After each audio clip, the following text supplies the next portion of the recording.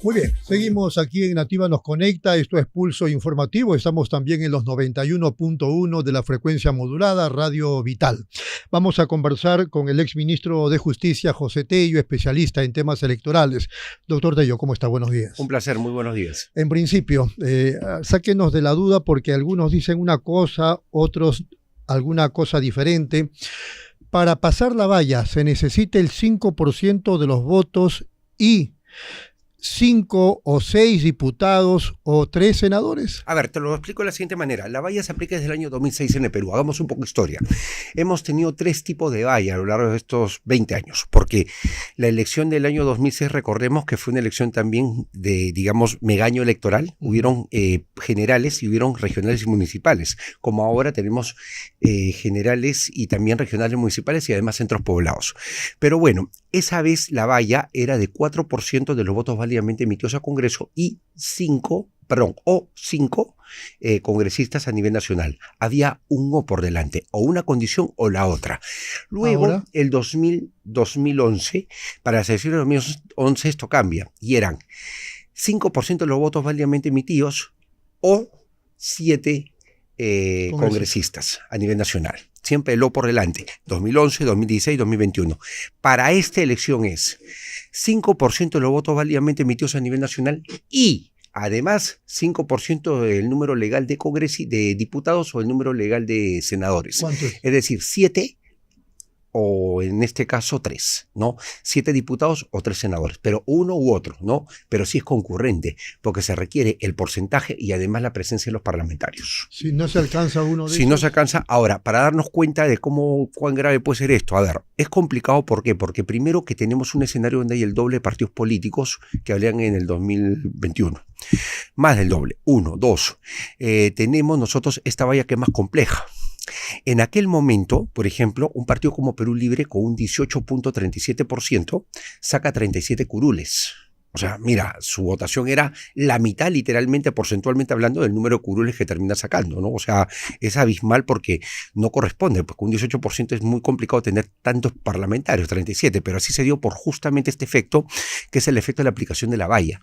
Ahora, en aquel momento, 2.300.000 votos se quedaron literalmente sin representación política. Es decir, peruanos como tú, como yo, como muchos, que fueron a votar por un determinado candidato, ya, un determinado partido que no pasa la valla. No pasó la valla. Entonces, nosotros hemos hecho un cálculo en el Instituto Aguía Perú y hemos previsto de que, por ejemplo, si aplicáramos la valla del año 2021, de este año 2026 hago la previsión a la elección del 2021, no tendríamos nosotros 2.300.000 votos perdidos, sino 5.500.000 votos perdidos.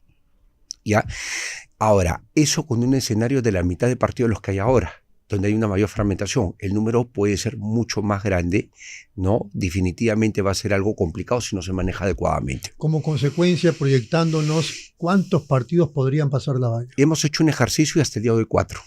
¿4? De 43 que participan en la elección, están yendo, recordemos, 36. Esta Soldevilla se quedó corto, hablaba de 6, de 7 partidos. Es que vamos un poquito, vamos a ver, eso también quiero aclararlo. Vamos nosotros a ver el tema al día de hoy. Es más, o sea, este estudio lo hemos hecho en base a la encuesta de intención de votos, ¿no? Para candidatos presidenciales que hizo Ipsos Apoyo el 1 de noviembre. ¿Correcto?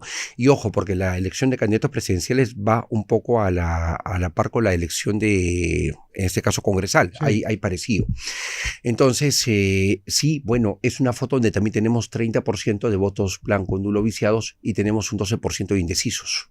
Entonces, no es algo todavía tan fijo para nada. Lo que dice Fernando puede ser. También, por ejemplo, hemos hecho el cálculo que finalmente podrían quedar 6 partidos. No 7, pero sí 6 aproximadamente. Pero sí, o sea, es algo que se puede dar. Muy bien, ¿esas consecuencias finalmente son buenas o son malas para el país? Primero que vas a tener una mayor, digamos, concentración en este caso, la representación política. No va a estar tan fragmentado, pero sí hay que tomar en cuenta algo. Va a haber sectores excluidos. Sí, claro. Por ejemplo, hasta el momento de lo que hemos podido ver, no hay fuerza de izquierda que pase en la valla. ¿Qué pasaría si la izquierda no pasa la valla? ¿Qué pasaría en el sur del país? ¿Qué pasaría en zonas donde ellos tienen bolsones electorales, donde hay candidatos que tienen mucha afinidad con ellos y que van a quedarse fuera del Parlamento? Entonces, el problema es que se podría trasladar parte de la agenda política a la calle cuando debería ser en el Parlamento el espacio institucional. Hay fuerzas de izquierdas que no van a pasar la valla. Es que no pasarían O sea, ahorita. las fuerzas de izquierda no van a pasar la valla. Hasta el momento no. Las de derecha sí. Sí, pero también no con una postura ideológica definida, ¿no? Por ejemplo, si hablamos de renovación, si hablamos de fuerza popular, evidentemente es una derecha conservadora, ¿no? Liberal en lo económico. Si hablamos nosotros del partido del señor Vizcarra o el partido del señor Álvarez, ¿no? Es decir, Primero Perú o el partido Patria para Todos, podríamos estar nosotros en una situación donde no hay tanto un tema ideológico de identificación, es más pragmatismo, sí. Pero en rigor no es que sean tampoco identificados como fuerza de izquierda, podrían cosechar más bien la ausencia, ¿no? de la izquierda dentro del espectro, pero a mí me parece que entre las fuerzas políticas que deberían entrar, esos dos partidos que restan por entrar, sería muy importante que uno de izquierda, muy bien definido ideológicamente, entre para que haga un contrapeso.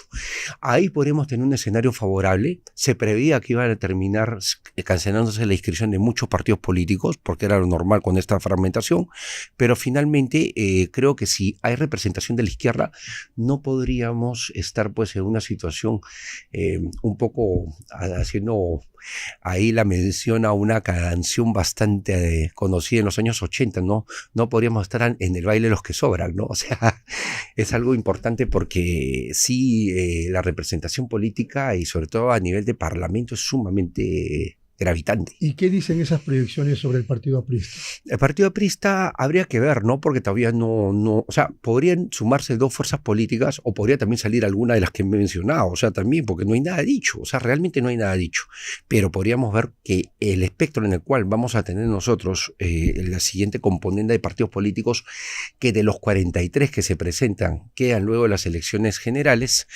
va a ser más o menos de 6. Ahora, ahí viene el punto. Este número de partidos se ha ido incrementando. Fueron 43 hasta el 12 de abril, que se cerró el plazo para que los partidos que tuvieran inscripción vigente postulen a las elecciones generales, pero ya vamos en 52. O sea, si por ejemplo hablamos de un escenario 2027, después de que se cancelen las inscripciones, podríamos tener pues un sistema mucho más pequeño.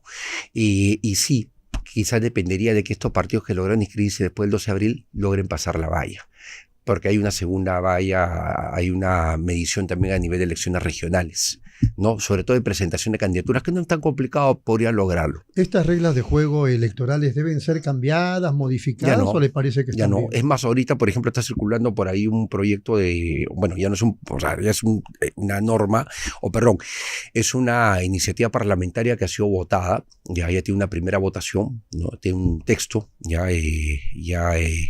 que va a esperar la segunda votación, esperemos esta semana, pero que permitiría, por ejemplo, que hayan inscripciones extemporáneas de afiliados en los diferentes partidos políticos. Yo creo que es un despropósito, porque de alguna otra manera, si lo vemos desde el lado de la seguridad jurídica, se está afectando la seguridad jurídica de los, digamos, del sistema, porque aplica la intangibilidad. Ya ninguna ley electoral puede ser modificada para las elecciones regionales y municipales desde el 4 de octubre, que es un año antes de la elección, como tampoco ya podían serlo de las elecciones generales, y ya lo vimos desde el 12 de abril de este año, ¿no? Entonces yo creo que no debemos entrar en un tema de afectación de la seguridad jurídica, pero por otro lado, ¿no? Y acá también hay un poco sentimientos encontrados, sobre todo en los dirigentes políticos, que es bastante atendible, ¿no? Es el hecho de que la realidad los ha sobrepasado, o sea, no tienen gente inscrita. En realidad lo que no han medido es algo muy básico, ¿no? Echar un poco de números. Nosotros tenemos 1.619 distritos aproximadamente. En esta cifra que tenemos, 1.531 tienen 5 regidores y un alcalde.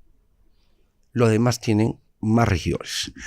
Hay un 30% ahora que permite que sean invitados tanto gobernadores, vicegobernadores, alcaldes y regidores y consejeros regionales. Para subnacionales la valla de 30% no es como en la elección general, que es de 20%. Entonces, ¿a qué voy con ese orden de ideas? A que lo que tenemos nosotros por delante es una situación en la cual esta cuota de invitados no les permite en una gran parte del país completar listas a menos que hayan pasado por elecciones internas. Y eso es algo bien difícil, porque mira, 6 candidatos, incluido el candidato alcalde. El 30% es 1.8. No son 2, es 1. Es uno el invitado, que puede ser el alcalde o cualquier regidor. Entonces, ¿qué tipo de maniobrabilidad de juego tienen? En la práctica no pueden armar listas. ¿Por qué? Porque una persona que postula a la alcaldía dice, yo voy, pero no voy con gente ajena, yo tengo que llevar gente en mi equipo, tengo que escribir gente en mi equipo, y ahí se dan los problemas. Por eso es que, en atención a esa realidad, a ese hecho concreto que se da el día de hoy, ya es que se está viendo que este proyecto se convierte en ley y bueno, puede ser aplicado. Doctor, para terminar, entonces, son proyecciones, son posibilidades, quizá logren pasar la valla 4 grupos políticos, pero ninguno de izquierda. O al día de hoy, repito, al final pueden ser 6 partidos políticos cuando ya termine la elección y probablemente no sean los que están ahorita en la foto. Eso va a cambiar de acuerdo a la intención de voto. O sea, eso también no es que ya están 4 partidos por delante. No, esto todavía es cambiante, pero lo que sí queremos advertir desde el Instituto Aggia Perú es de que va a estar muy complicado el escenario por la fragmentación y por la subrepresentación.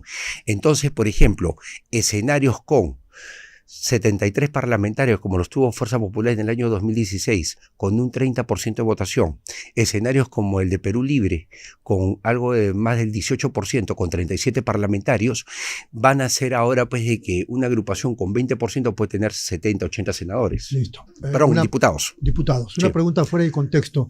Anoche en la televisión, Wilber Medina, abogado de Gino Ríos Patio, presidente de la Junta Nacional de Justicia, decía que su defendido no había sido condenado, sino sentenciado.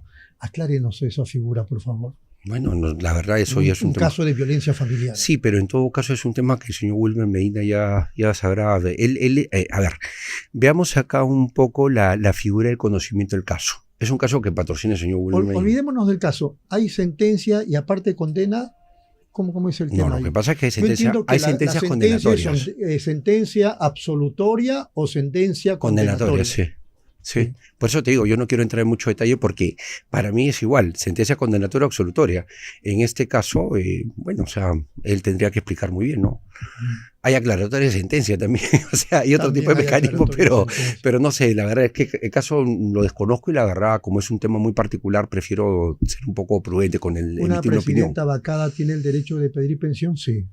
Claro, porque ejerció la presidencia de la República, quien no, por ejemplo, es presidentes interinos que vienen del Parlamento porque fueron elegidos originalmente parlamentarios. Caso de Manuel Merino Lama, que ahí se aclaró el tema, Francisco Sagasti, o cuando deje el cargo el presidente José Gerí. Su caso es distinto porque claro, ella fue electa, o sea, son elecciones diferenciadas. La vicepresidenta, no, el vicepresidente es elegido con el presidente y sí les asiste esto.